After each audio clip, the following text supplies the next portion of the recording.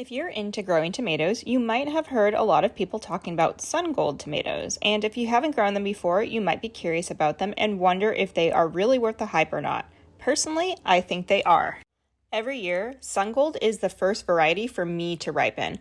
I do buy a start versus starting from seed because I have heard that they grow better as a start because they are a hybrid, so they may not grow as true as they would from seed. But I think that will be a good experiment to try next year. But I have a store that's local to me that sells them for pretty cheap for about under $3, so it's a good deal. But in addition to it being the earliest producing tomato, it is also extremely prolific. It is an indeterminate variety, and every other day I can pick large handfuls, so they're great to harvest as a snack or to freeze for use in the off-season.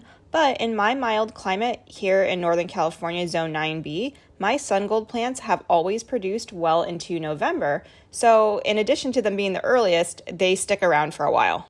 The only downside is that they do seem to split easily when they are really ripe and when it's hot outside. Some will split when I harvest them or when I wash them up, but I wouldn't say a lot of them split, and it's not a deal breaker, but it is something I noticed with this variety, so I just wanted to mention it because some people do look for split-resistant varieties, and unfortunately, the sungold is not immune to that, but it can be common with any cherry-type tomato.